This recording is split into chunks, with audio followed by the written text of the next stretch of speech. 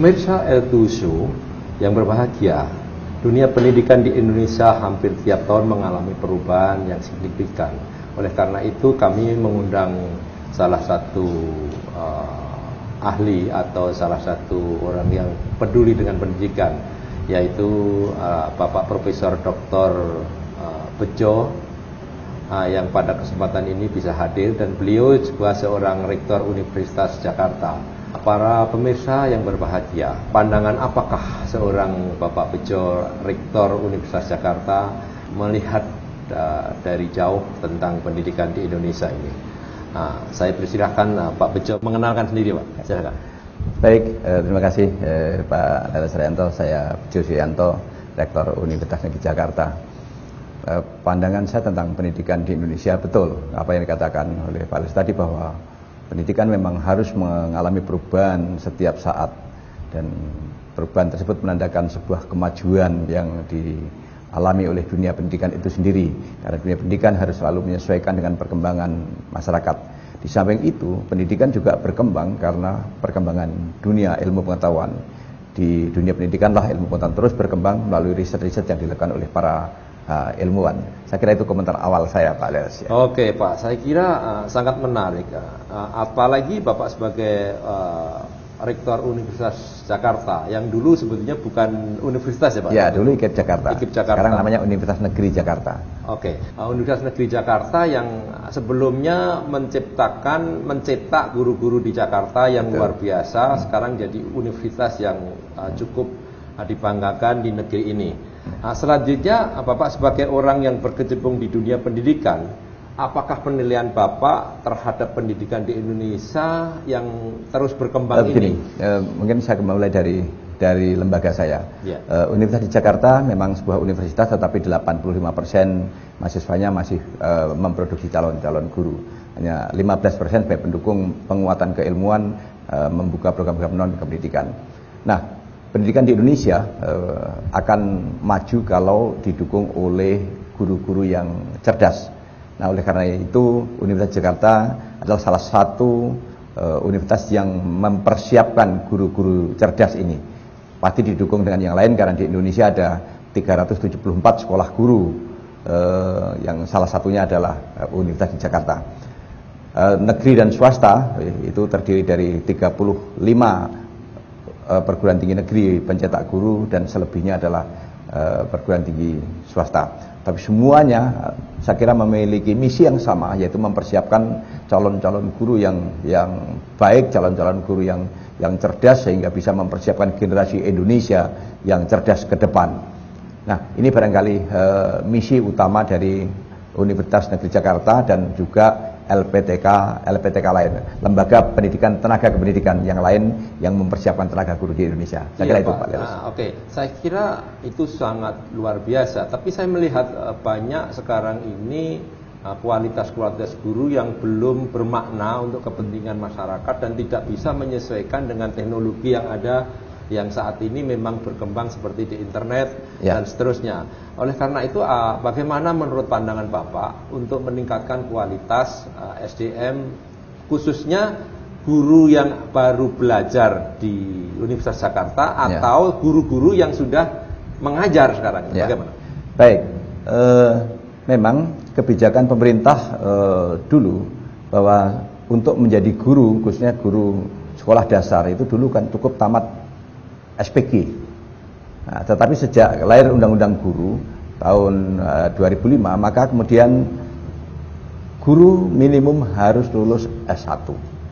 Nah, padahal di Indonesia itu ada 2,9 juta guru, dan baru sekitar 60% sekarang yang sudah menyelesaikan jenjang pendidikan S1.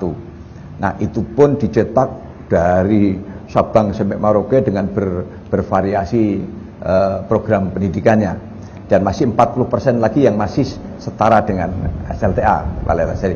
Oleh karena itu memang di sini kelihatan kemajuannya mungkin agak lambat, menyesuaikan diri dengan teknologi informasi yang terbaru pun juga agak lambat. Kenapa? Karena guru-guru kita selama ini memang tidak pernah diperkenalkan dengan perangkat-perangkat modern semacam itu.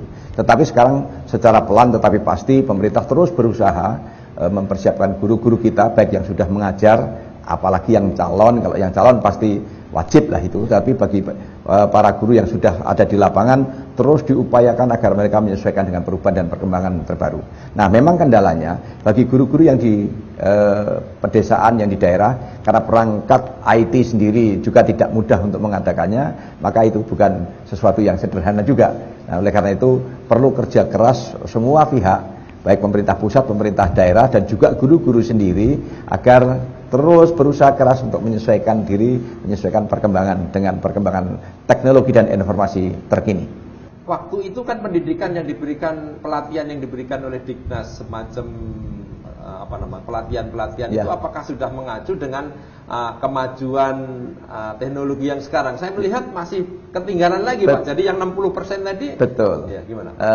Yang 60% itu sendiri itu baru menyelesaikan kesarjanaannya. Ya. Kesarjanaannya. Sarjana itu dicetak di perkotaan yang mungkin akrab dengan teknologi informasi, tapi juga sarjana-sarjana yang dihasilkan yang jauh dari perkotaan, yang masih belum dekat dengan teknologi informasi.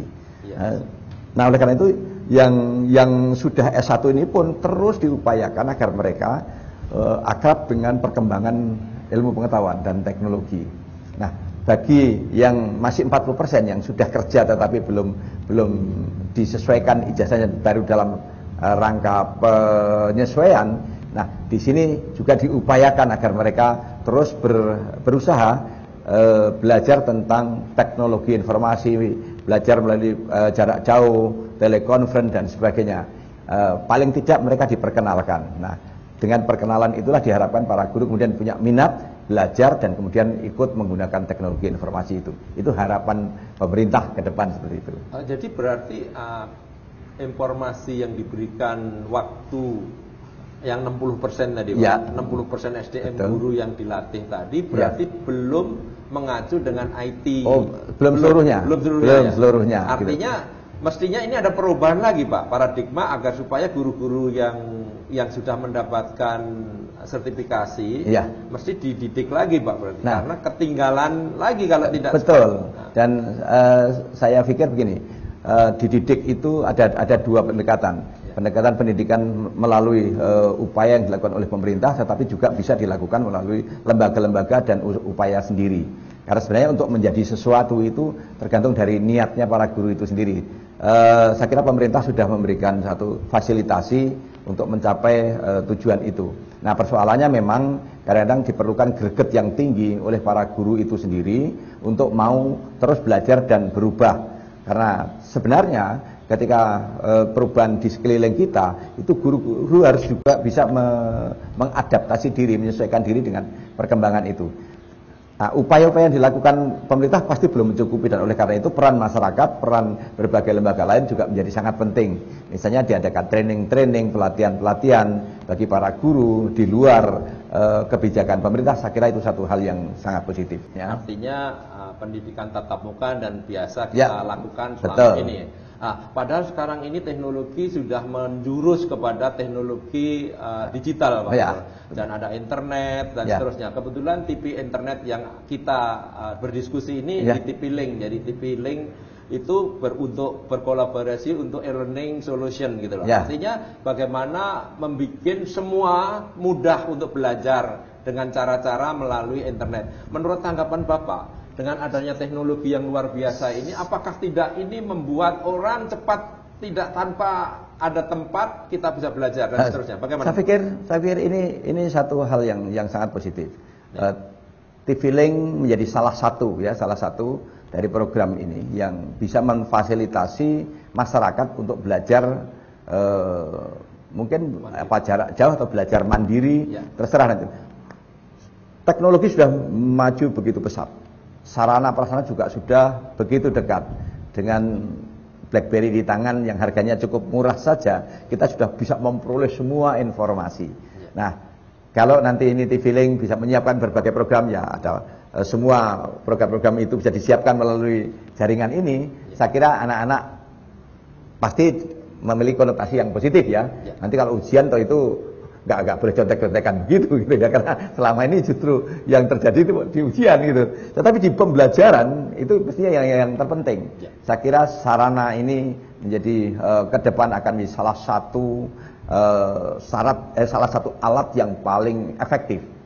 Pendidikan yang tatap muka nanti akan menjadi sangat terbantu dan frekuensinya menjadi berkurang setelah teknologi informasi digunakan oleh masyarakat pada umumnya. Dan saya kira TP-Link bisa memotori, menjadi salah satu motor untuk menggerakkan masyarakat belajar melalui IT. Oke, terima kasih Pak Bejo, dan pada kesempatan ini luar biasa kami kehadiran seorang profesor dan guru besar yang saya juga tidak asing lagi, kebetulan ini senior saya yang ada di wilayah Condet. Mudah-mudahan di wilayah Condet ini banyak senior-senior yang punya potensi untuk mengembangkan khususnya di Jakarta dan pada umumnya di Indonesia ini. Pemirsa El-Tulso, pada kesempatan selanjutnya saya persilahkan saudara-saudara pemirsa untuk mengkaji bagaimana tutornya di Bapak Profesor ini untuk kepentingan bersama. Dan selanjutnya bila mana saudara-saudara ingin melihat lebih jauh, nanti bisa diklik tvlink.co.id, TV internet pertama di Indonesia. Terima kasih. Wassalamualaikum warahmatullahi wabarakatuh. Waalaikumsalam warahmatullahi wabarakatuh.